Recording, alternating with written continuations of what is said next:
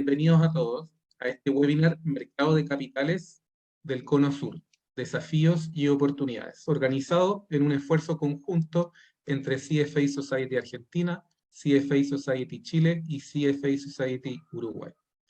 Un mercado de capitales desarrollado, eficiente, transparente y líquido tiene importantes beneficios para la sociedad en todo su conjunto, y en especial queremos destacar las características individuales de los mercados de capitales del Cono Sur. Cómo ha afectado la pandemia, las medidas particulares de cada país para contenerla y los desafíos de cada uno para transformarse en un mercado de capitales más eficiente. Para esto, tendremos 3 expositores líderes que nos aportarán con su experiencia y visión. Solange Bernstein, presidenta de la Comisión del Mercado Financiero en Chile; Alberto Astrada, presidente de la Comisión de Promoción del Mercado de Valores de Uruguay; y Matías Izaza, director de la Comisión Nacional de Valores en Argentina. El formato de este webinar será presentaciones individuales que serán entre 15 y 20 minutos, y luego, terminadas las 3 exposiciones, los speakers responderán preguntas preparadas por miembros de las sociedades a los expositores. Entonces, aquí una breve presentación de nuestra primera speaker, Soledad Bernstein. Solange es una economista académica chilena, fue gerente de la División de Política Financiera del Banco Central de Chile entre los años 2017 y 2022, superintendenta de pensiones durante los gobiernos de los presidentes Sebastián Piñera y Michelle Bachelet. Actualmente se desempeña como presidenta de la Comisión del Mercado Financiero. Solange es economista de la Universidad de Santiago y tiene un doctorado en economía de la Universidad de Boston, Estados Unidos. Solange, por favor, adelante con tu presentación. Muchas gracias, y gracias por la invitación a comentar sobre este tema tan relevante para nuestros países. ¿Me avisan si están viendo ya mi pantalla? Perfecto, muchas gracias. De acuerdo a la agenda y a los que se nos pidió comentar, vamos a pasar primero entonces por una descripción general del mercado de capitales en el caso de Chile en particular, luego lo que significó el estrés para el sector financiero en el contexto de pandemia y cómo esto se enfrentó, y los desafíos luego de corto, mediano y largo plazo. Partiendo entonces por la descripción del sector financiero en el caso de Chile. La Comisión para el Mercado Financiero es una institución relativamente reciente que integra la supervisión de valores, seguros, bancos, corredores, infraestructuras de mercado financiero, entre otros. Por lo tanto, la CMF tiene un objetivo bien amplio, un perímetro bien amplio, y contribuye entonces a que el sistema financiero cumpla con sus funciones en beneficio de las personas, siendo básicamente un servicio muy relevante en el día a día para empresas y personas. Se cubren de esta manera el 75% de los activos del mercado financiero, 2,1 veces el PIB, más de 7.000 entidades fiscalizadas, lógicamente con distinta intensidad, dependiendo de la institución en particular y la relevancia sistémica que ésta tenga, pero tenemos un conjunto muy amplio de instituciones fiscalizadas bajo la CMF, que, como les decía, es una institución integrada desde el año 2019, donde se incorpora la supervisión bancaria dentro del perímetro de la CMF. En términos del desarrollo del mercado financiero, Chile tiene una buena calificación en general, y tenemos un desarrollo que ha sido creciente desde los años 80 hasta lo más reciente. En este indicador de desarrollo financiero del Fondo Monetario, vemos cómo justamente la evaluación de Chile ha sido crecientemente positiva, tanto en el ámbito de desarrollo financiero medido a través del subíndice de instituciones financieras como a mercado financiero. Cuando vemos el índice agregado, Chile se encuentra en un nivel que es superior a otros países emergentes, pero todavía con brechas respecto de los mercados más avanzados. Y esto se da tanto en los subindicadores de instituciones financieras como de mercado financiero, teniendo especial brecha todavía en el caso de acceso en el indicador de instituciones financieras.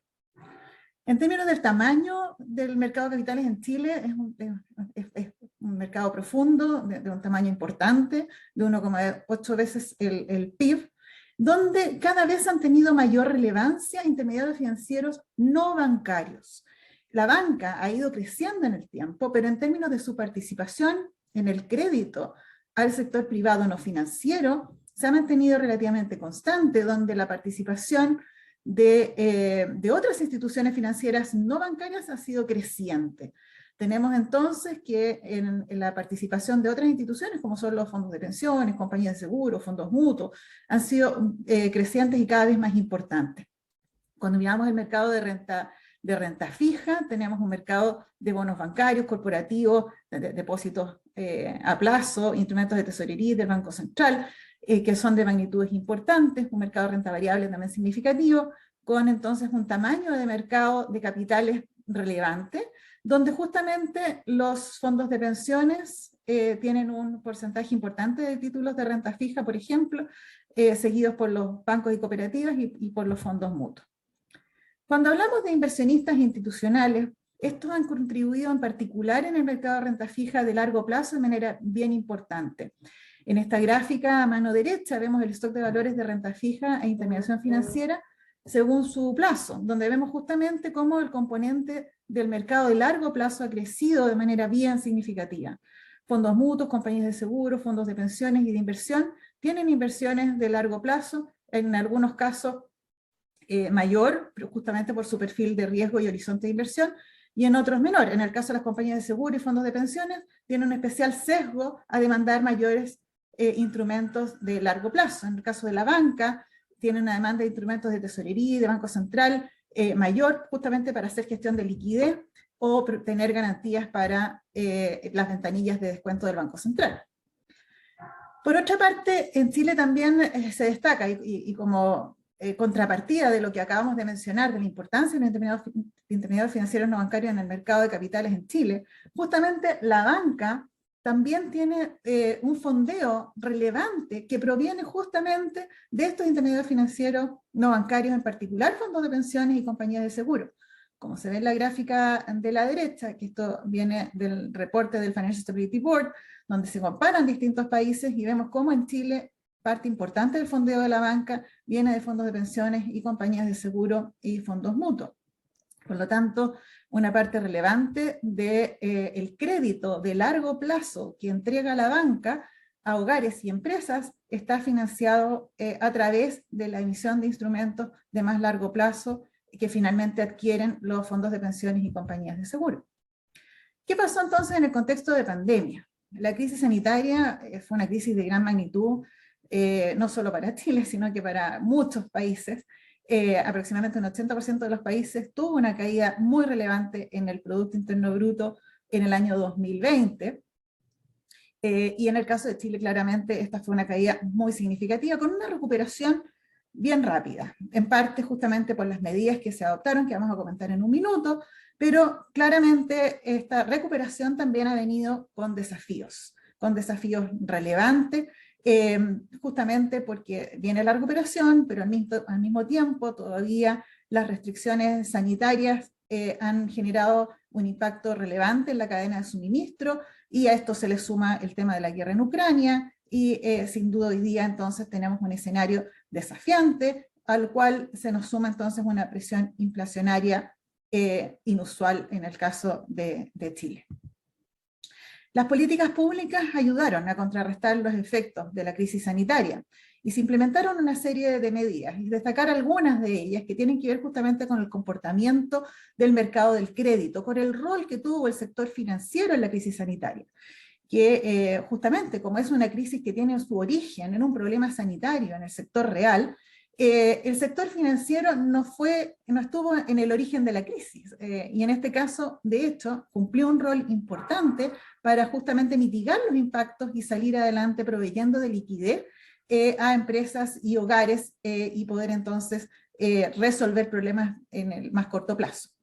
Dentro de las políticas públicas que se implementaron en el caso de Chile, el Banco Central implementó una línea de liquidez que se le llamó EFSIC, que permitió entonces a la banca contar con liquidez a largo plazo a la tasa de política monetaria, por lo tanto era un costo de fondos relativamente bajo, por un plazo largo, que permitía entregar financiamiento, y de hecho fue condicionado a que hubiese un crecimiento del crédito. Además, se implementaron medidas especiales regulatorias por parte de la Comisión para el Mercado Financiero y un programa de garantías estatales, el programa FOGAPE del Ministerio de Hacienda, que requirió un cambio de ley. Lo que vemos en las gráficas de la derecha es cómo el crédito se comportó en este ciclo, donde vemos que sin el programa FOGAPE, si descontamos el programa FOGAPE, el crédito habría caído de manera bien sustantiva, y eso no fue así tanto en monto como en número de operaciones.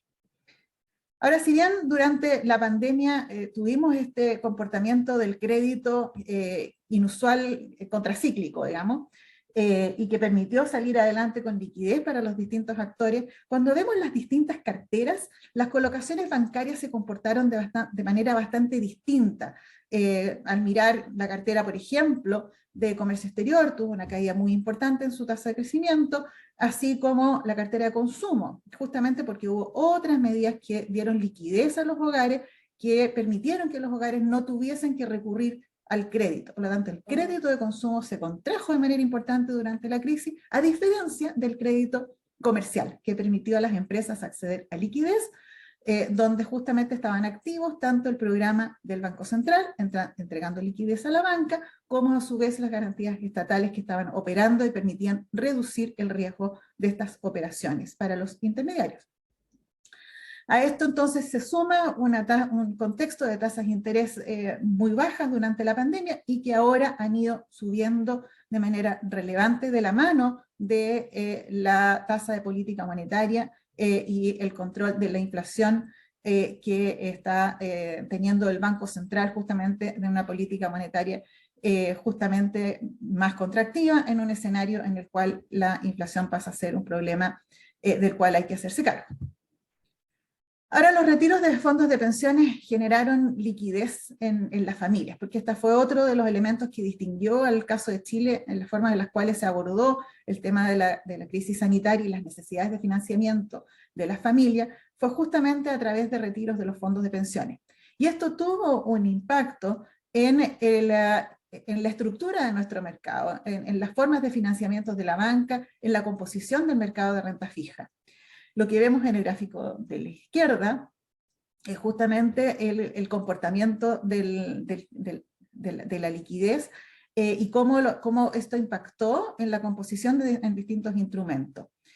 Los bancos requirieron de menos liquidez porque tenían depósitos en las cuentas vistas, además de que estaba operando el programa justamente de facilidad de liquidez del Banco Central, con LEFSIC.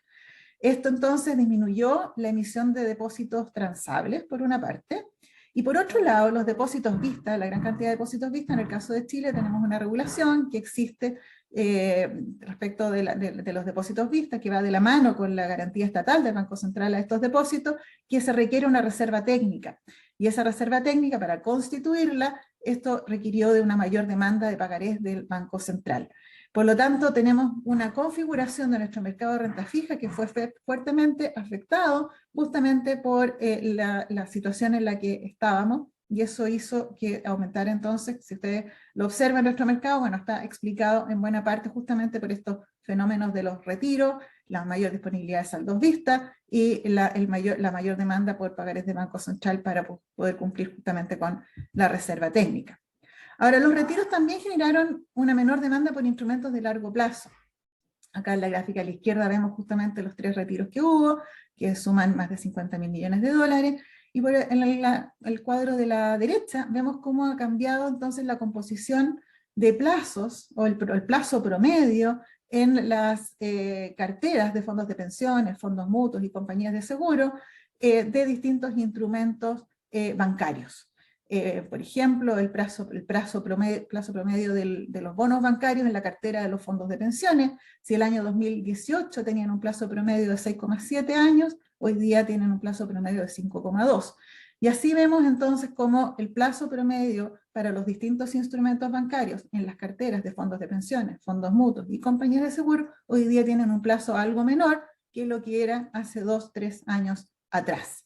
Y esto sin duda impacta también en la disponibilidad de financiamiento de largo plazo para hogares y empresas. y esto se vio reflejado, por ejemplo, en el mercado de crédito hipotecario. Ahora, pese al contexto de pandemia en el que hemos vivido el último tiempo, el sistema financiero local mostró resiliencia. Y de hecho, justo estuvimos haciendo el ejercicio de evaluación, el EPSAP, en momentos de pandemia. El año 2021 fue realizado el ejercicio de evaluación de nuestro sistema financiero por parte del Fondo Monetario y el Banco Mundial, en que se destacó que el sistema financiero en Chile justamente mostraba esta resiliencia frente a los shocks que se vivieron, y un marco de regulación y supervisión que se consideró robusto y una adecuada respuesta de las autoridades. En particular se destacó el acceso a financiamiento de empresas y hogares, el acceso a coberturas en moneda extranjera, el mercado bursátil que operó con normalidad, sistemas de medios de pago que no tuvieron interrupciones, y un sistema bancario solvente y líquido. Además de destacarse en la evaluación el rol que cumplen las infraestructuras del mercado financiero, que se mostraron robustas y cumpliendo con los principios para infraestructuras de mercado financiero, los PFMI. Así que tenemos un mercado financiero que ha funcionado bien, pero que sin duda tiene desafíos. Entre esos desafíos, algunos de ellos ya están siendo abordados en el caso de Chile por cambios regulatorios recientes que también fueron destacados en la evaluación. Tenemos la Ley General de Bancos que permitió la implementación de Basilea III. En el caso de Chile recién estamos implementando Basilea III ahora en estos años, así que estamos todavía en proceso de implementación. Hay una ley que se llama la Ley de Agentes de Mercado, que también regula una serie de materias. Hay una lámina en la presentación que se las voy a dejar, no vamos a entrar en detalle ahí, pero es una ley bien comprensiva que aborda distintos temas, principalmente de conducta de mercado. La ley de fondos, que moderniza y simplifica la administración de fondos de terceros, y la ley de tarjetas de prepago, que se combina ahora con una ley de tarifas de intercambio, que todo esto mejora, digamos, el mercado de pagos. Acá está justamente la lámina que les decía yo de ley de agentes, que es una serie de cuerpos normativos que hay que emitir al alero de esa nueva ley, que incluyen temas como el denunciante anónimo o el registro de asesores financieros. También hay información de seguro que se está implementando en la plataforma, se está dictando una norma para la interconexión de bolsas. Hay una serie de materias que están incluidas en ese cuerpo legal que requieren de normas. ¿Cuáles son los desafíos de corto, mediano y largo plazo? Bueno, en el corto plazo podemos distinguir en particular este ambiente complejo en el que estamos hoy día. Tenemos mayores tasas, mayor inflación, menores plazos y mayor volatilidad. Y para esto entonces se requiere de un monitoreo cercano de solvencia y liquidez de las entidades fiscalizadas, y en esa tarea estamos entendiendo que hay escenarios de riesgos que eventualmente se pudiesen materializar y que requieren de un monitoreo. Los desafíos de mediano plazo incluyen el sacar adelante proyectos de ley que favorecen el desarrollo del sistema financiero. Hemos dicho que se ha avanzado, que hay leyes que hoy día se están implementando, pero hay nuevos cuerpos legales que se requieren en este entorno cambiante. Avanzar también en la implementación de aquellos cuerpos normativos de leyes que ya están emitidas, que requieren de su implementación, como Basilea III y la Ley de Agentes. En términos de los desafíos de largo plazo, el potenciar alternativas de financiamiento a empresas y proyectos de inversión, no solamente en el ámbito bancario, sino que en el mercado de capitales en general, incorporando avances tecnológicos. Los temas de tecnología y criterios de sustentabilidad también nos han mantenido bien ocupados. Lógicamente todo esto en un ambiente de resiliencia que es necesario para poder darle continuidad, digamos, al funcionamiento del sistema financiero con un nivel de confianza adecuado.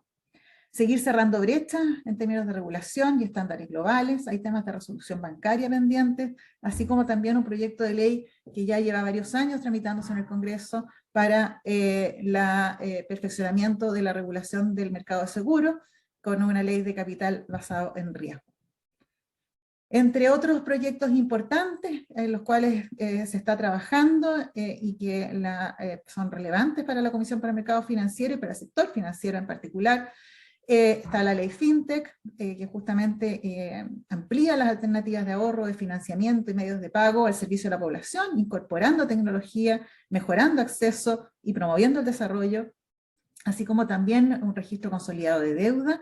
En el caso de Chile tenemos un registro de deuda en la CMF, pero es parcial y que requiere entonces también de ser ampliado, de tal manera de evitar el sobreendeudamiento por un lado, y por otro lado mejorar la evaluación de riesgos crediticios de los clientes. La resiliencia financiera, tenemos todavía temas ahí que abordar para tener mejores herramientas para mitigar problemas de liquidez. Hemos visto que existen herramientas, pero hay algún espacio todavía que se puede mejorar. Este es un proyecto de ley en que ha estado trabajando el Ministerio de Hacienda. Proyecto de datos personales, que también está avanzando en el Congreso. Regulación basada en riesgo, que lo mencioné para el caso de las compañías de seguro. Hay otras iniciativas en desarrollo que ya se emitieron normas por parte del Banco Central y la Comisión para el Mercado Financiero, pero que todavía requieren de mayor trabajo para poder seguir avanzando, como es la internacionalización del peso, que contribuiría, a nuestro entender, a la mayor profundidad y liquidez del mercado financiero.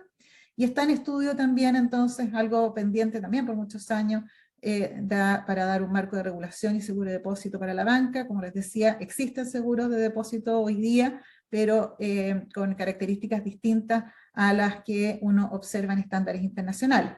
Y esto en pos de un mejor resguardo entonces a depositantes y evitar disrupciones.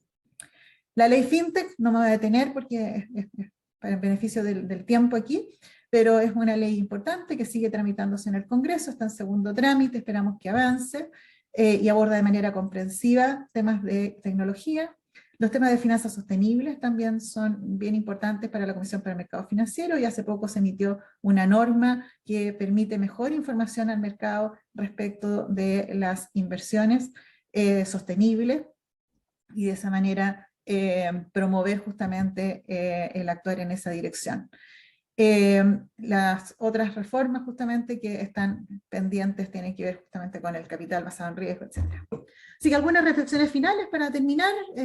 Decíamos entonces que Chile cuenta con un sistema financiero profundo y sólido, ha mostrado resiliencia, contribuyó de una buena forma a ir avanzando y superando los impactos que tuvo la crisis sanitaria. Hay desafíos de corto plazo que requieren monitoreo y contención de riesgos en un escenario que sin duda es complejo y se ve complejo hacia adelante. Y esto todo en un contexto en que se considera especialmente relevante avanzar en ámbitos de competencia de la Comisión para el Mercado Financiero con iniciativas en sus tres pilares, tanto el pilar prudencial como el pilar de conducta, como el de desarrollo de mercado. Así que tenemos muchas tareas todavía pendientes en las cuales estamos trabajando, que incluyen tanto cerrar brechas, como por ejemplo hablábamos hace un minuto de los temas de resolución bancaria, o los temas de regulación de las compañías de seguro, o de mayor resiliencia con instrumentos o herramientas de liquidez, pero también con temas emergentes, como son los temas de tecnología, ciberseguridad y cambio climático. Así que son varios los desafíos hacia adelante para tener un mercado de capitales profundo y que cumpla el rol en la sociedad que todos esperamos. Muchas gracias. Muchas gracias, Solange, por tu presentación. Sin duda, el actuar de la CMF y de los reguladores locales ayudaron a estabilizar mucho el mercado financiero chileno. También se aprecia la muy ocupada agenda que tienen hacia adelante para mejorar nuestro mercado de capitales. Más adelante continuamos con algunas preguntas contigo. A continuación, presentaremos al expositor de Argentina, Matías Izaza. Matías es abogado de la Universidad Nacional de La Plata, magíster en Derecho y Economía de la Universidad de Itela. Fue subsecretario legal del Ministerio de Economía de la Nación, director de la Unidad de Reestructuración de la Deuda, asesor coordinador general de la Secretaría de Finanzas y director de Financiamiento Externo en la Oficina Nacional de Crédito Público. En la provincia de Buenos Aires fue director de Análisis Jurídico y Financiero. Actualmente es director de la Comisión Nacional de Valores de Argentina. Muchas gracias por estar aquí, Matías, y por favor adelante con tu exposición. Bueno, muchas gracias, Hugo, por la presentación. Muchas gracias a CFA por la invitación y el ámbito y la oportunidad de poder contarles qué estamos haciendo desde la Comisión Nacional de Valores para fomentar y desarrollar el mercado de capitales argentino. En primer lugar, quería dedicar unos minutos, no voy a usar una presentación, pero quería dedicar unos minutos a contarles qué es la Comisión Nacional de Valores o qué ámbito de competencia tiene. La Comisión regula básicamente el mercado de capitales, la oferta pública de títulos valores y la participación de los agentes del mercado, desde 300 y algo de agentes de liquidación y compensación, es decir, los brokers, dealers del mercado, toda la industria de fondos comunes de inversión, todos los agentes productores y demás agentes vinculados a la operatoria de títulos valores, también a los idóneos, que son, digamos, el título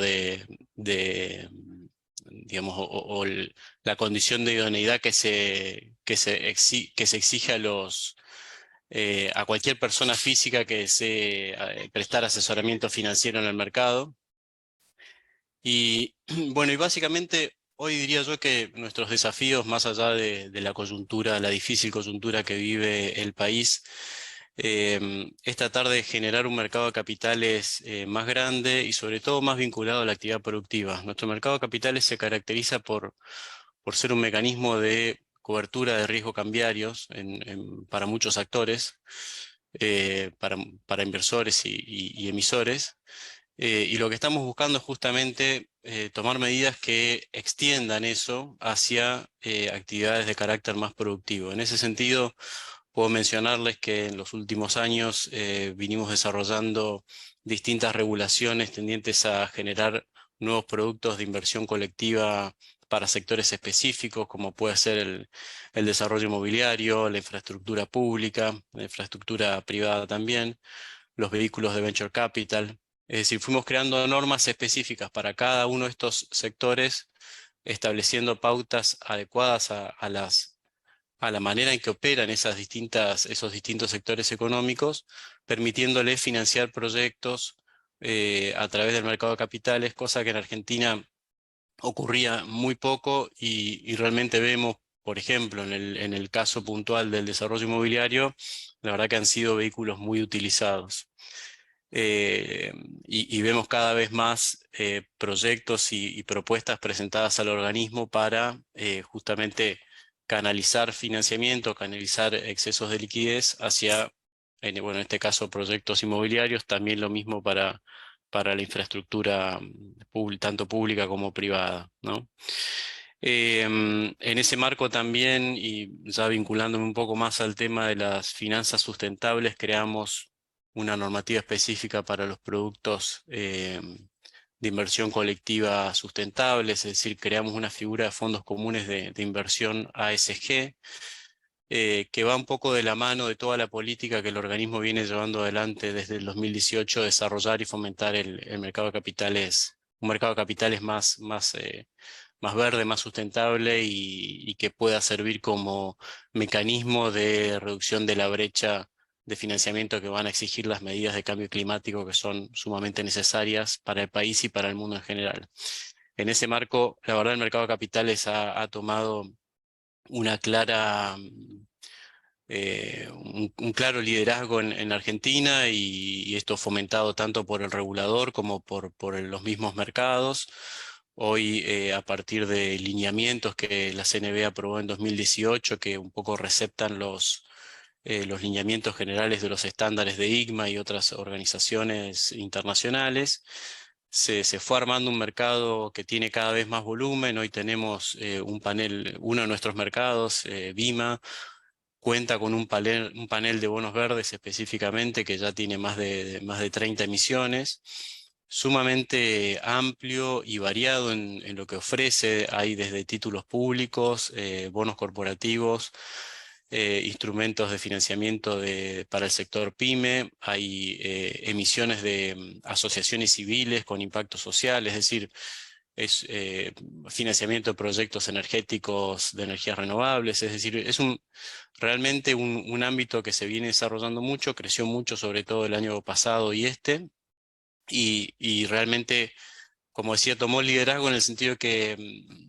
claramente o estamos en un escalón digamos, de desarrollo de productos ASG mucho más alto que el que ofrece hoy el sistema financiero en Argentina, ¿no? Me refiero al mercado de capitales en general.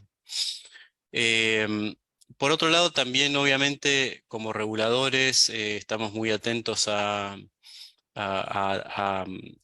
detectar riesgos que no están debidamente regulados y tomar medidas en consecuencia. En ese sentido, quería simplemente mencionar alguna normativa que sacamos el año pasado respecto al objeto a las actividades económicas que los agentes, los brokers en Argentina pueden hacer. Antes eso no estaba, es decir, estaba regulado de manera tal que daba mucha amplitud para las actividades que podían hacer, sean actividades reguladas y no reguladas. Lo fuimos reduciendo a través de normativa del organismo, tendiendo a que sean sociedades de objeto único, ¿no?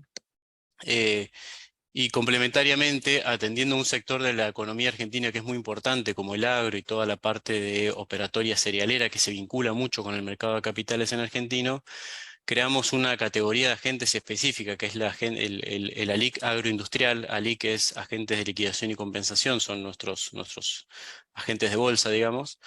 Y en ese marco creamos esta figura de ALIC agroindustrial, que tiene una exigencia patrimonial y de liquidez sustancialmente más grande que las ALICs comunes, y que bueno, justamente lo que viene a atender es problemas que vimos en el pasado, bastante comunes de transferencias de riesgo de esos agentes que operaban en dos mercados distintos, el mercado financiero y el mercado agropecuario, cruzando riesgos. Digamos, lo que justamente buscamos es limitar esa operatoria y incrementar sustancialmente los requerimientos patrimoniales para los agentes que quieran seguir haciendo eso.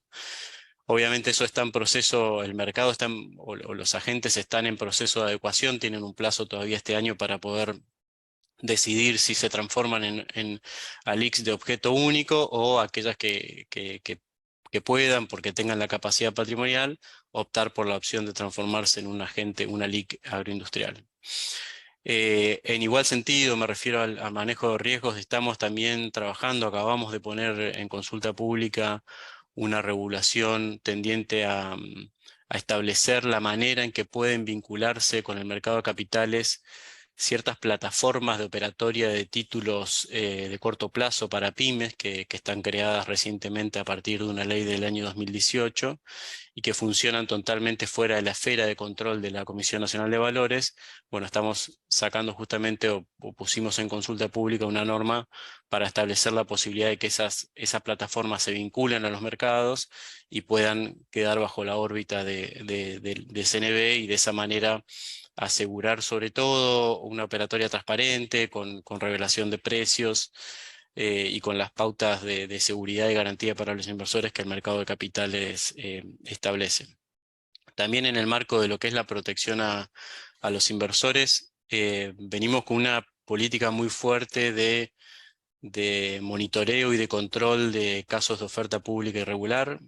Con la crisis, una de las consecuencias que vimos a partir de la crisis financiera o de la crisis económica y social que vive nuestro país, fue el repentino surgimiento de muchísimos casos, sobre todo a través de las redes sociales, de supuestas promesas de inversiones de alta rentabilidad, no reguladas por la Comisión, ni por el Banco Central, ni por alguna actividad, con el uso de las redes sociales, como decía, con el uso de figuras conocidas en el país que promocionan estas plataformas, y la verdad que ha habido grandes estafas, y bueno, CNV ha actuado en consecuencia, denunciando estas estafas penalmente en algunos casos, en otros intimando al cese de la oferta pública irregular, obviamente cuando caen dentro de la órbita del organismo, es decir, cuando ofrecen públicamente negocios que se vinculan o que se instrumentan a través de títulos valores.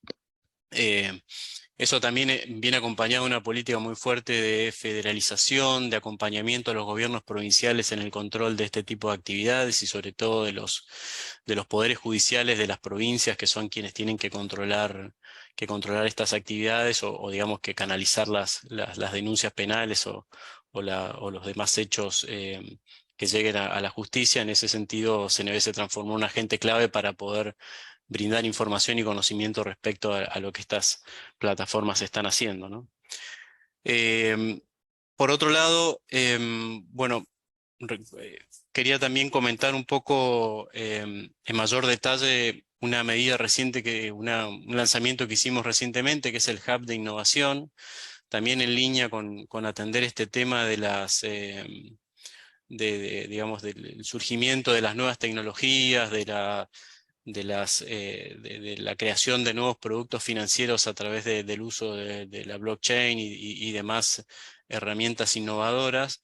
CNB, sin contar hoy con un marco normativo, diría que contemple específicamente estos instrumentos, hemos decidido, sin perjuicio de eso, lanzar un hub de innovación a través del cual, de alguna manera, estamos ofreciendo al sector privado acercarse al organismo, traer sus proyectos de manera bien estructurada, con un procedimiento concreto de análisis por parte del organismo de esos proyectos y de acompañamiento, ¿no?, a los privados que tengan proyectos innovadores, de manera tal de poder determinar, primero, si son negocios que deben ser regulados por el organismo, es decir, si caen dentro de las definiciones básicas de estar canalizando un negocio financiero a través de títulos valores, como prevé nuestra ley de mercado de capitales, y si van a hacer uso de la oferta pública. Y después ayudándolos a encuadrar debidamente esos proyectos, digamos, a encontrar la mejor manera de canalizarlos y de poder eventualmente ofrecerlos al público. El Hub lo lanzamos hace un mes y medio más o menos. Estamos en proceso de recibir propuestas. Ya hemos recibido una decena de proyectos puntuales que están siendo analizados por el organismo y que básicamente van a tener una opinión técnica que será luego acompañado, ¿no?, por el directorio de CNB, que en caso de ser positiva lo que les va a permitir es efectivamente canalizar después esos proyectos por las vías más tradicionales, digamos, o por las gerencias del organismo que correspondan según el tipo de negocio o el tipo de instrumento que se esté utilizando para canalizar esos negocios. Esto ha tenido muy buena recepción digamos, de la industria fintech. Nos parece que es muy, muy positivo empezar a, por lo menos, dejar de esconder la cabeza, que era un poco lo que veíamos que los reguladores en Argentina estábamos haciendo, y empezar a escuchar y a ver cómo ayudamos a que estas cosas se encaminen y sobre todo que se puedan formular de la mejor manera y con una mejor revelación de riesgos para los inversores, que puedan tomar decisiones más informadas, y no como está pasando hoy, que realmente hay mucha oferta o promesas de inversión que no están debidamente o técnicamente bien formuladas, ¿no? En ese marco también lanzamos, también vinculado a lo que es la tecnología, un régimen que está en consulta pública hoy también, de creación de un régimen específico de obligaciones negociables para el sector de la economía del conocimiento. Nuestro país, bueno, tiene una ley de economía del conocimiento que les permite a las empresas que son elegibles al régimen obtener ciertos beneficios fiscales y impositivos. Lo que buscamos justamente es crear una especie de ventanilla única en donde aquellas personas que ya están en ese régimen, que tienen de por sí un nivel de control bastante alto por otro organismo del Estado, que es el Ministerio de la Producción, puedan, con muchos menos requerimientos regulatorios de nuestra parte, canalizar o acercarse al mercado de capitales para financiar sus actividades de manera local en el mercado de capitales local y de manera o con un trámite regulatorio mucho más sencillo que si tuvieran que arrancar de cero en CNB. Bueno, y por último, simplemente mencionar también otras iniciativas que estamos tomando respecto a lo que son los regímenes de oferta pública. Hoy Argentina tiene recientemente aprobado un régimen diferenciado intermedio, a partir del cual buscamos achicar las distancias que hay entre los regímenes específicos para empresas pymes, que son en Argentina muy utilizados y realmente el mercado de capitales hoy para el sector pyme se transformó en uno, diría yo, el principal surtidor de financiamiento, pero lo que pasa es que cuando las empresas por su tamaño siguen creciendo y dejan de ser calificadas como pyme, caen en una zona en donde no consiguen financiamiento tan fácilmente y bueno, lo que buscamos es justamente crear un régimen que se ubique entre esos regímenes pymes y el régimen general, y que les permita llegar al mercado de capitales sin tanto costo regulatorio, pudiendo adecuar sus balances a las normativas internacionales en un periodo de tiempo bastante holgado, y de esa manera empezar a acercar o continuar ese camino natural que una empresa que le va bien, crece y es exitosa y pueda seguir financiándose en el mercado de capitales sin tener que pegar ese gran salto a nuestro régimen general.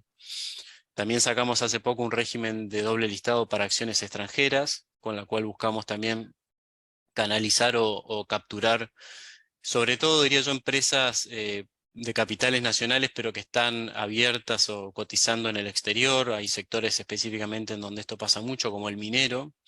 Recientemente estuvimos en una feria minera muy importante en Canadá, acompañado de 6 gobernadores de distintas provincias mineras en Argentina.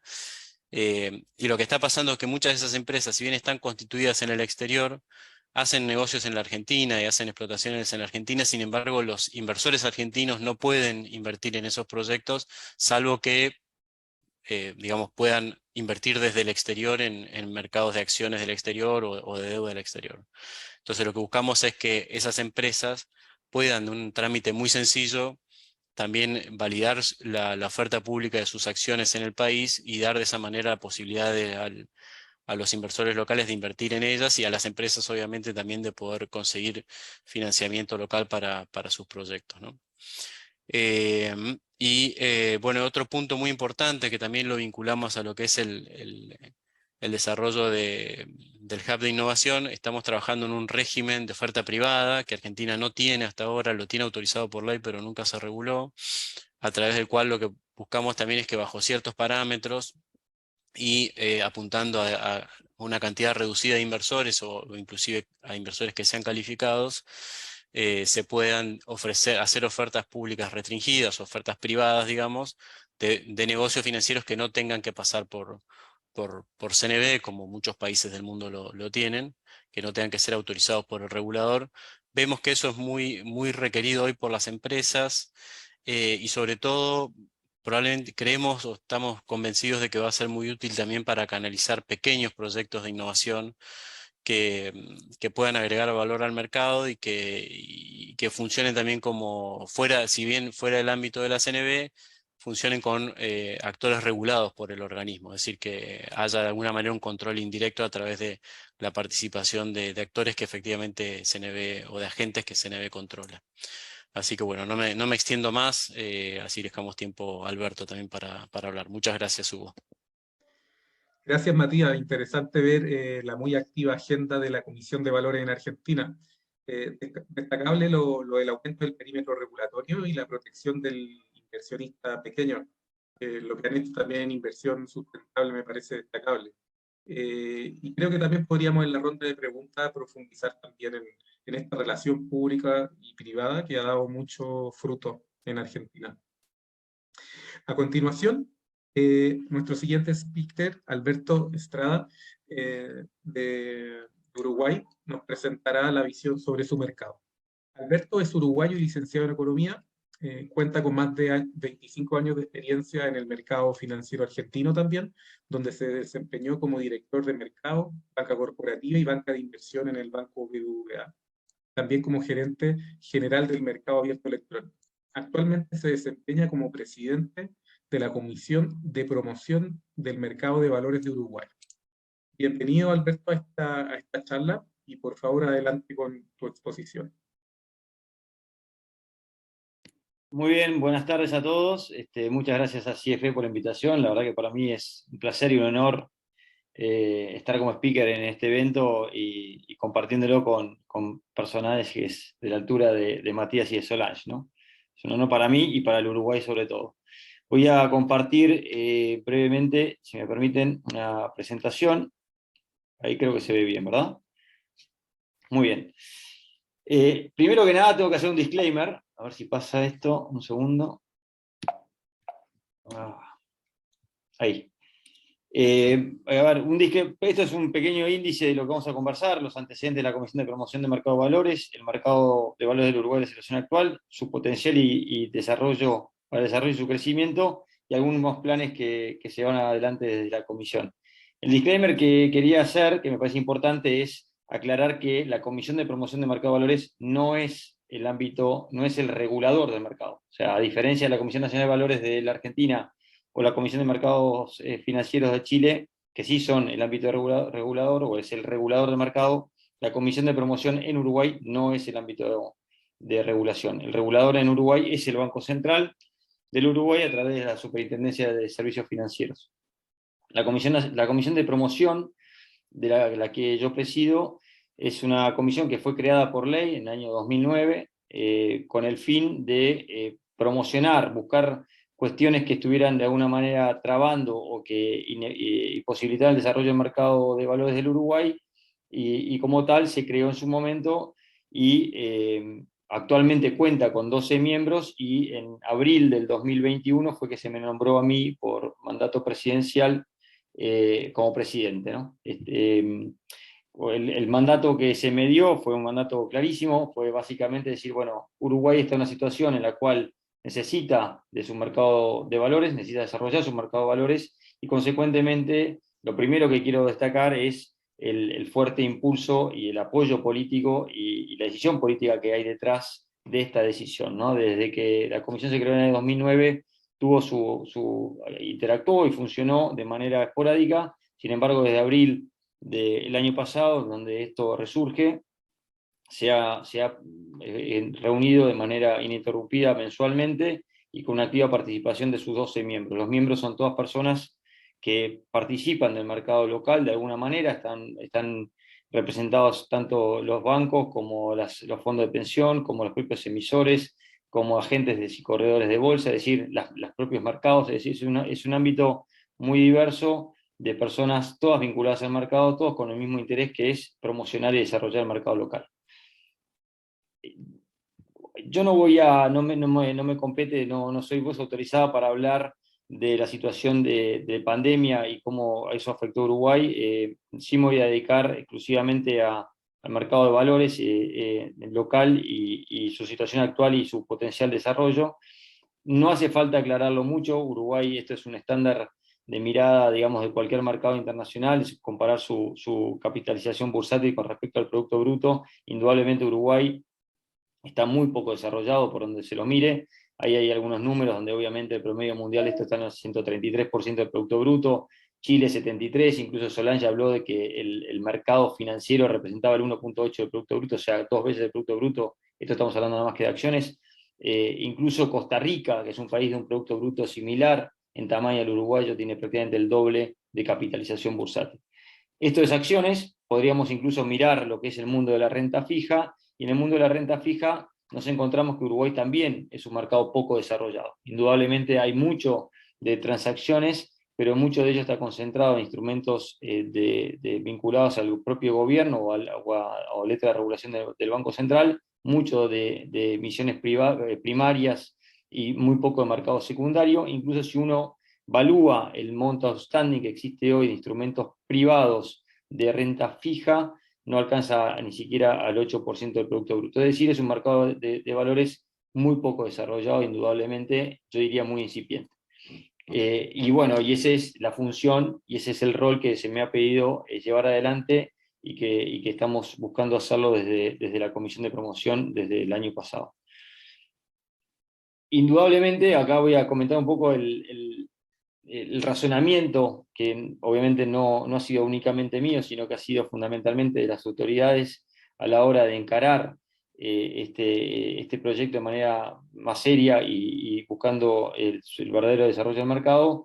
¿Cuál fue el racional de todo esto? ¿Cuál es el potencial que indudablemente tiene Uruguay para efectivamente poner en marcha ese potencial o ese desarrollo de su propio mercado? Indudablemente esto hace que, voy a achicar un poquito acá, lo estoy viendo todos a todos y no veo mi presentación. Ahí está. Indudablemente hay que mirar el sistema financiero como tal. Uruguay tiene, como dije, unos 60.000 millones de dólares en Producto Bruto. Hay unos 11 bancos actualmente funcionando en el mercado, y indudablemente un activo fundamental que tiene el país es que prácticamente el 30% de su Producto Bruto está en fondos de pensión, ¿no? Y que esto es indudablemente un activo muy, muy importante para el país. A su vez, hay una diversidad de empresas no bancarias dentro del mercado operando, lo cual eso también hace pensar de que, bueno, son alternativas y son personas que están buscando financiamiento alternativo para distintos emisores. Cuando pensamos o hablamos del ahorro voluntario, y para ir un poquito más en profundidad en términos de pensar en la demanda y en la oferta, que si existe o no existe en un mercado como Uruguay para el propio desarrollo del mercado, uno mira el ahorro voluntario y indudablemente hay que ir a mirar los depósitos bancarios. Cuando uno mira el total de los depósitos bancarios son unos 37.000 millones de dólares, es decir, prácticamente el 60% del Producto Bruto. Esto es una economía altamente bancarizada para lo que es el estándar latinoamericano y de países emergentes indudablemente. El 95%, esto es aún más significativo, 95-96% de los depósitos son del sector privado, es decir, acá no hay una participación fuerte de depósitos estatales o públicos, sino que es el propio sector privado quien mantiene sus ahorros voluntarios en el sistema bancario local. Cuando vemos los saldos vista, vemos que el 85% de los depósitos son saldos vista, y no solamente eso, sino que son el 52% del Producto Bruto. Es decir, acá hay datos muy relevantes con respecto al sistema bancario uruguayo en términos de la composición de sus depósitos y cómo hoy están administrados. Y no solamente eso, en lo que hace los saldos vista en moneda extranjera, estos son 25.000 millones de dólares y representan el 42% del Producto Bruto. Es decir, hay una masa de ahorro de dinero en el sistema local muy, muy importante, indudablemente uno podría decir con una cierta demanda insatisfecha con respecto a productos de inversión, porque es muy alto los saldos vista que se mantienen, ¿no? Y sobre todo en moneda extranjera.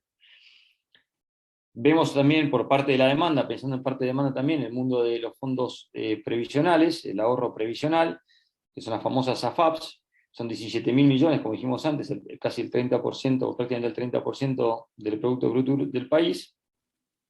Ahora, cuando vamos a analizar un poco la composición de las carteras de esos fondos de pensión, vemos que el 55% de esos fondos están colocados en valores públicos. Esto es bastante razonable, dado lo que es el tamaño de los propios fondos y del país del que se trata. Y cuando vamos a mirar lo que son emisiones de empresas públicas y privadas, es decir, cuánto los fondos previsionales colaboran o participan del crédito alternativo al bancario sobre el sector privado, vemos que esto suma apenas el 6,3% del producto.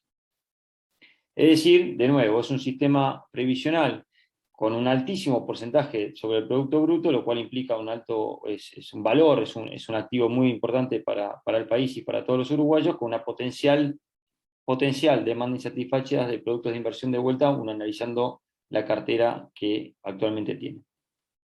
Es decir, que adicionalmente a lo que vimos de los ahorros voluntarios y de los ahorros previsionales, Uruguay cuenta con otro enorme activo, que es una figura que fue creada ya hace muchos años, que son los asesores de inversión, los gestores de portafolio, que están radicados físicamente, estos son individuos o son empresas chicas financieras que están radicadas físicamente en el Uruguay y que administran, que además son agentes regulados por el propio Banco Central, es decir, que están registrados, están controlados, están mirados, pero que administran, de acuerdo a números del Banco Central, casi unos 31.000 millones de dólares adicionales, es decir, 50% adicional del Producto Bruto Uruguayo. Estos son clientes no residentes en su 90 y largo por ciento, ¿no? Es decir, es gente que asesora a clientes no uruguayos, pero físicamente sentados en oficinas en el Uruguay.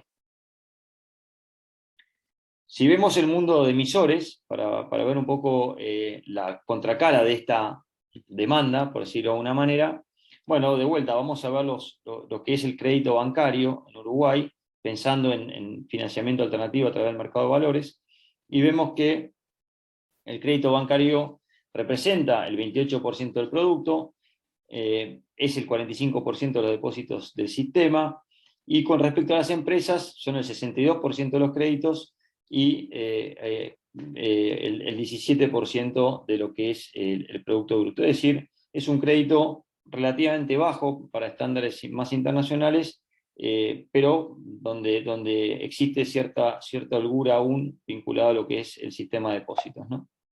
Perdón que toqué algo y no se me pasa la pantalla.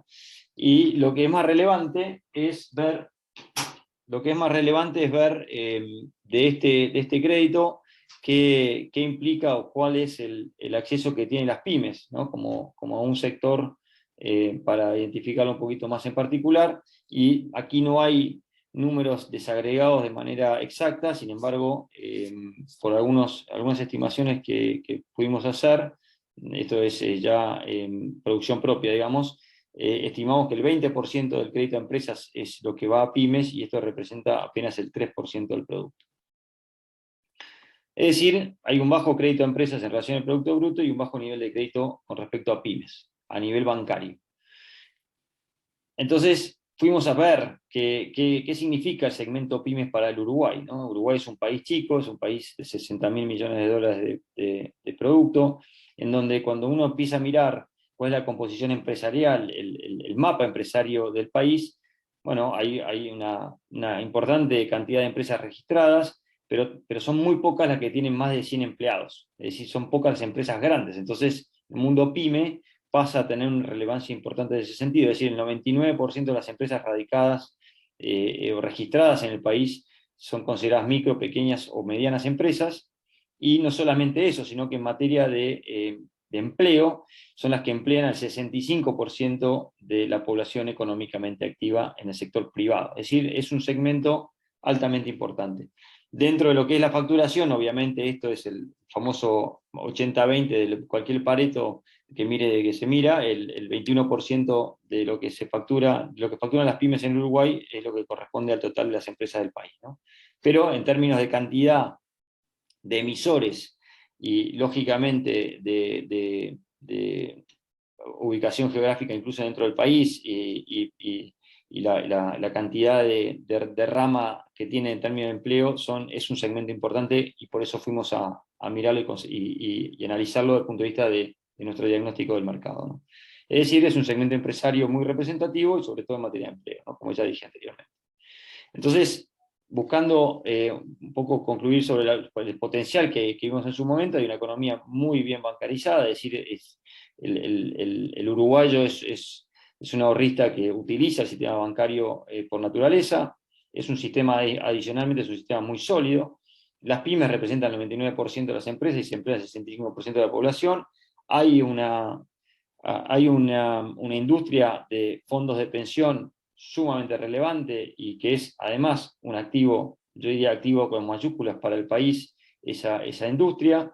Están los asesores y gestores de portafolio radicados físicamente en el país, aunque no participan de ese mercado local por ser clientes o ser inversores internacionales, sin embargo, la sola presencia física hace digamos, obliga a mirarlos de alguna manera, y adicionalmente Uruguay cuenta con una industria de fondos de inversión muy poco desarrollada, lo que también se ve reflejado en los altos saldos vistas que tienen los bancos en sus balances, ¿no?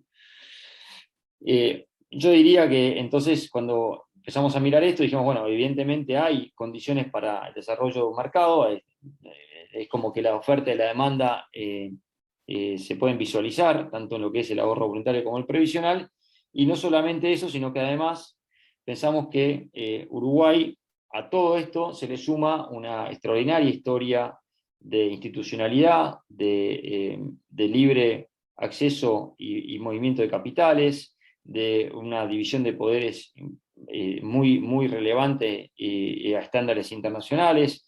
Entonces, ¿por qué no pensar en un país como Uruguay que pudiera eventualmente transformarse, haciendo sus deberes obviamente, en un hub financiero regional, imitando lo que quizás han logrado países chicos en Europa, pero que han sido sumamente exitosos y que indudablemente aportan al desarrollo de la economía en general, ¿no? Y ese fue un poco nuestra visión, nuestro desafío inicialmente. Con eso elaboramos un plan de acción que está actualmente en ejecución dentro de la comisión, en donde tomamos varios pilares como fundamentales. En primer lugar dijimos, bueno, tenemos que revisar lo que es el mundo de la oferta pública, y acá vuelvo un poco a lo que también comentaba recién Matías, en buscar adaptar las exigencias regulatorias al tipo de emisores. Indudablemente Uruguay, que cuenta con el 99% de sus empresas siendo pymes, necesita adecuar sus exigencias regulatorias en materia de oferta pública al tipo de emisor potencial con el que cuenta. y bueno, y de esa manera aumentar la oferta de producto de inversión. Luego también pensamos y nos pusimos a trabajar en el mundo de fondos de inversión, es decir, los fondos de inversión son un activo extraordinariamente relevante, y cualquier mercado desarrollado cuenta con una industria de fondos de inversión súper relevante. Eso yo lo vi personalmente desarrollarse y funcionar de esa manera en Argentina, en donde incluso son instrumentos que terminan favoreciendo el propio crecimiento de la banca. Lógicamente nos pusimos como tarea mirar productos pymes, digamos, distinto, para ampliar, digamos, de alguna manera el crédito a ese tipo de colectivo de empresas, independientemente del bancario, por la relevancia que tiene ese segmento en el país.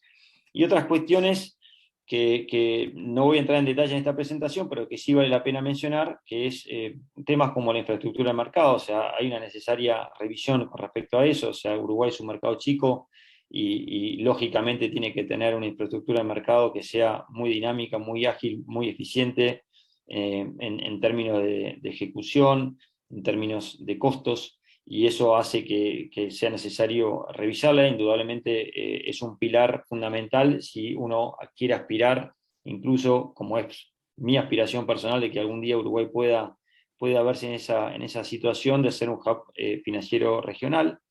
La conectividad internacional, ¿no? Aquí esto lo uno a lo que mencionaba antes con el tema de los gestores y asesores de portafolio. Indudablemente el vínculo con el mundo internacional para el desarrollo del mercado local es clave, fundamental. O sea, no evitar la exportación de productos, sino cambiar eso por la importación de inversores.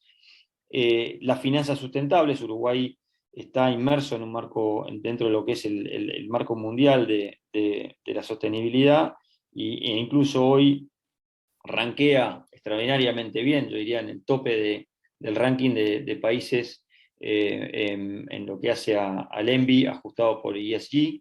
Y finalmente, un tema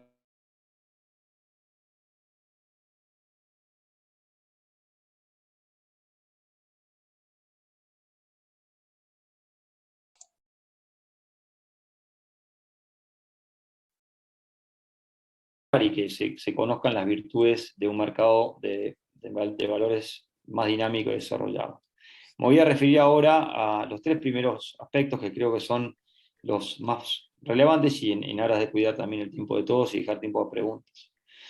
En materia de oferta pública, lo que identificamos es un poco lo que mencionaba también Matías hace un ratito, que están buscando hacer en Argentina, ¿no? Es decir, ajustar los requerimientos regulatorios al tipo de emisor y emisión potencial que puede existir en un país como Uruguay. Indudablemente, los tiempos de respuesta, los costos de emisión, que a veces son altos por la propia exigencia regulatoria, y que los tamaños de emisión potencial no son capaces de absorber, cuestiones también vinculados a la existencia de emisores de emisiones privadas, que a veces eso hace, uno hace de alguna manera se plantea de que habiendo esas posibilidades, cómo no poder desarrollar un mercado de oferta pública en situaciones similares, ¿no? Obviamente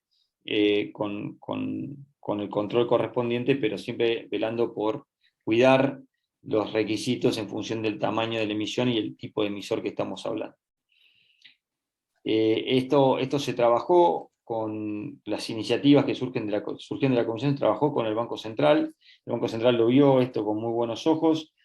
Trabajamos en conjunto en una modificación que ya existía de una reglamentación vinculada a emisiones simplificadas, un poco lo que mencionaba Matías que quieren hacer en Argentina, con lo cual ahí Uruguay puede dar un poco de ejemplo a los países vecinos más grandes. Y estamos ya, yo diría, en vísperas de una nueva normativa vinculada a emisiones simplificadas con oferta pública, que lo que busca es justamente esto, ¿no? Es ajustar los requisitos regulatorios al tipo de emisor, de manera tal de vincular más a las pymes, que son la enorme mayoría de las empresas, como vimos en el país, a que se acerquen al mercado de valores como una forma alternativa de financiamiento al bancario. En materia de fondos comunes, indudablemente acá hay varios temas de más índole tributario que se observaron, que hacen que la industria hoy de fondos sea un poco más chica, menos desarrollada. Existen sí fondos abiertos y están en funcionamiento. Sin embargo, cuando uno piensa en el desarrollo de la industria de fondos y pensando ya más en instrumentos que puedan colaborar al desarrollo de infraestructura o de inversores inmobiliarias o tipo de fondos cerrados para algún tipo de industria en particular, bueno, ahí nos encontramos con algunas complejidades que de nuevo se han planteado todas y bueno, se están estudiando de manera tal de plantear modificaciones. Esto lógicamente, hacer temas más tributarios requiere también de un análisis mucho más específico, más a fondo y de un tratamiento eventualmente parlamentario posterior. En el mundo PYME, acá sí me quiero detener un poquito más. El mundo PYME nosotros lo vemos como fundamental, digamos, el poder desarrollar mecanismos y productos de financiamiento alternativo para las pymes en un país como Uruguay yo creo que no solamente es fundamental, sino que además puede llegar a ser una alternativa que verdaderamente se note, se vea el aporte del mercado de valores al crecimiento de sectores productivos y el país en general, ¿no? Entonces, acá fuimos a mirar distintos ejemplos de éxito, modelos de éxito que existen en la región. Tenemos la ventaja como Uruguay que bueno, venimos un par de pasitos atrás de algunos hermanos más grandes y consecuentemente acá no hay que tratar de inventar mucho la pólvora, sino que ir ahí viendo qué fue lo que hicieron otros y que lo hicieron de manera exitosa. Y hay distintos modelos de financiamiento a pymes que han sido exitosos en la región, como es la negociación de cheques avalados en Argentina y la negociación de facturas electrónicas en Chile, que nace en Chile, pero luego lo copia Perú, lo copia Colombia y recientemente lo ha copiado también Costa Rica. Y por distinta índole, no quiero entrar ahora en tema, se analizó los dos modelos y consideramos que para Uruguay el modelo chileno de negociación de facturas electrónicas es un poco más viable, un poco no, es más viable, y es mi ilusión y mi expectativa poder lograr implementarlo de manera similar en Uruguay. Lo que tiene de ventajas esto es que, bueno, ahí puse unos números de Chile, pero quizás Solange después, si hay alguna pregunta, puede ella contestarlas por mí, porque sin duda conoce más de la bolsa de productos de Chile que yo, pero el modelo que estamos buscando idear y poner en funcionamiento es el modelo que tiene Chile con respecto a la bolsa de productos, ¿no? Uruguay tiene algunas ventajas para la implementación de este tipo de sistemas. En primer lugar, es que ya existe una ley de facturas electrónicas, es decir, el instrumento ya está operativo y ya el 50% de las empresas del país lo utilizan y, de acuerdo a los datos de la DGI, esas facturas electrónicas representan más del 80% de la facturación mensual que la propia DGI procesa. Es decir, de nuevo, con el colectivo de empresas que ya utilizan este instrumento, hacen al grueso de la facturación. Consecuentemente, la factura electrónica podría transformarse indudablemente en un instrumento de financiación a pymes si se logra hacer de manera ágil, dinámica, rápida, eficiente, etcétera, como es el sistema chileno. Obviamente esto requiere de ajuste, de tratamiento legislativo y sobre todo una enorme coordinación, ¿no? Acá hay mucho de trabajo entre distintas áreas y organismos del propio Estado que hay que trabajar. O sea que no es algo de corto plazo, pero es un poquito más un desafío de mediano y largo plazo en el cual estamos abocados. Y yo, si te parece bien, Hugo, cortaría acá para dejar tiempo a preguntas de los oyentes. Muchas gracias por la invitación nuevamente. Muchas gracias, Alberto. Sí, la verdad que también se ve bien ocupada la agenda de Uruguay en este sentido y ahí increíble también el trabajo que hicieron en revisar los casos de éxito y poder ver cuál más se ajustaría a su realidad. A continuación, vamos a pasar a la ronda de preguntas. Estas preguntas las revisamos miembros de las tres sociedades. La siguiente la hará Fabián Ibarburu, presidente de CFA Society Uruguay. a Solange Bernstein. Hola, ¿cómo le va? Hola, ¿qué Bueno, tal? muchas gracias. Hola, Solange. Muchas gracias a Matías, Alberto, Solange por acompañarnos y gracias a participantes. Estaba viendo ahí Uruguay, gente conocida, miembros del CFA Society, gente de la Bolsa Electrónica, del Banco Central, de la prensa también, de administradores de fondos de inversión, unos cuantos inversores, así que gracias por acompañarnos. Es un grupo de participantes muy interesante. Solange, en los últimos tiempos y a raíz de diversas circunstancias que tú planteabas, hay un escenario que para ustedes los chilenos debe ser raro, porque hay como un flujo hacia afuera de capitales, cuando durante muchísimos años lo que veíamos con gran envidia, digamos, era que constantemente los flujos llegaban a Chile. Entonces, ¿cómo están manejando? ¿Qué tanto les preocupa y como reguladores, cómo les parece que se podía trabajar en tratar de mantener o de promover el mercado local para que esos flujos no sigan fluyendo hacia el exterior, que no haya tanto interés de los inversores en recolocar sus fondos en el exterior y también si es que existe de alguna manera una salida desordenada de fondos, cómo pueden influir para que ese movimiento hacia afuera de los fondos sea correcto y ordenado? Gracias, Fabián. Bueno, efectivamente son tiempos complejos hoy día, en particular respecto al flujo de capitales, una materia más de competencia del Banco Central de donde vengo que de donde estoy. Así que no me voy a referir tanto a eso, pero sí comentar que si bien se ha observado un mayor flujo de capitales hacia el exterior, tampoco es algo masivo o desordenado al día de hoy, y la verdad es que ha sido algo que es una dinámica en un país en el cual tenemos libertad de flujo de capitales y un manejo del tipo de cambio flexible, porque es una fuente de absorción de shocks. De hecho, y hoy día lo estamos viendo porque tenemos un tipo de cambio especialmente alto justamente en el día de hoy. Pero en la medida en que el tipo de cambio justamente responde a fundamentales, el Banco Central va siguiendo esto bien de cerca. Pero todos los temas cambiarios y de flujo de capitales son competencia más bien del Banco Central, pero déjame referirme justamente al mercado de capitales local y cuáles son los desafíos que ahí están, y me permites entonces profundizar en algunas de las cosas que comenté y que se están haciendo para tener justamente un mercado de capital que satisfaga las necesidades de los inversionistas, tanto nacionales como extranjeros. Y una de las cosas en las cuales justamente se está trabajando y que lo mencioné y que también se trabajó de manera bien conjunta con el Banco Central es la internacionalización de la moneda, del peso, y eso aumenta la resiliencia y justamente es algo que favorece a la participación de extranjeros en nuestra moneda. Así que eso es algo en lo cual se estuvo avanzando. Tenemos la expectativa de que incluso el peso pueda ser liquidado en CLS, que es el Continuum Settlement System, donde hay 18 monedas, y eso permitiría favorecer entonces las transacciones con la moneda del peso local. Esa es una de las líneas en las cuales se trabajó con el Banco Central y que esperamos se continúe avanzando en esa dirección, porque la banca corresponsal en Chile hoy día tiene un rol relativamente menor, justamente por la poca participación del peso local en inversión extranjera. Hay otras cosas del mercado local que tienen que ver con algunas de las leyes que comenté.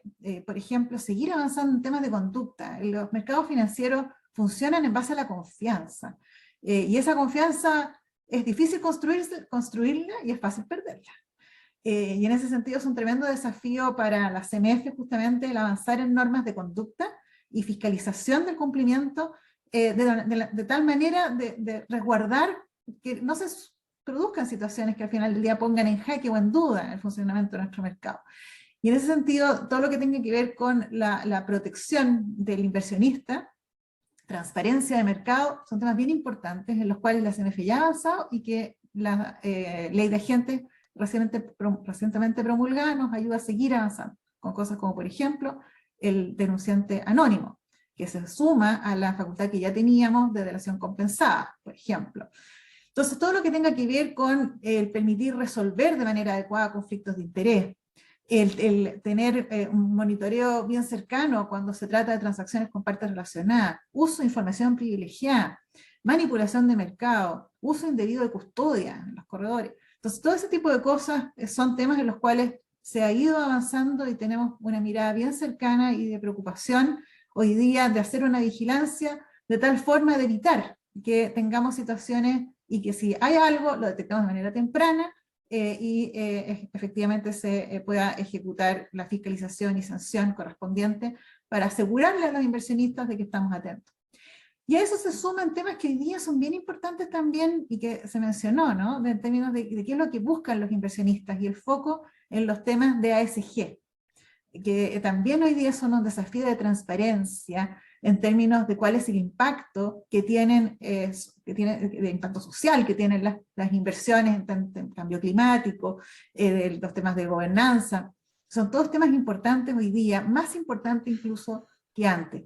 Y en tema de cambio climático en particular, yo creo que ahí tenemos un tremendo desafío del cómo se avanza en transparentar información, pero que a su vez tengamos una forma adecuada de certificar, de fiscalizar y certificar que esa información es correcta. Porque ahí uno de los grandes desafíos, y nosotros estamos avanzando con esta norma 461, de la CMF, justamente para que en las memorias se incluya información de impacto ambiental que tiene cada uno de los emisores de oferta pública, en el caso de Chile, y que esa información efectivamente tenga la calidad para que los inversionistas se sientan cómodos en términos de que realmente refleja la situación real de las empresas, porque si al final del día tenemos una situación en la cual se promueve la inversión en instrumentos sustentables y que tengamos una situación de greenwashing, al final del día vamos a tener peor que como empezamos. Así que esos son temas que nos preocupan en cómo avanzar y como decía, teníamos ciertas brechas que cerrar, con temas de Basilea 3 o la ley de gente que nos permite tener más herramientas, pero también estos otros temas. Y así como cambio climático, temas de ciberseguridad también pueden generar daños bien importantes al mercado. Entonces, esos son desafíos en los cuales se continúa trabajando para preservar la confianza en el mercado y de esa manera tener inversión tanto local como extranjera en el país. Gracias. Gracias. Muchas gracias, Solange, por la respuesta y Fabián también. A continuación, le preguntaremos a Matías. Matías, por el tiempo, por favor, yo creo que en 4 o 5 minutos, si te puedes tomar, sería ideal. Algo nos mencionaste tú en tu exposición, ¿ya?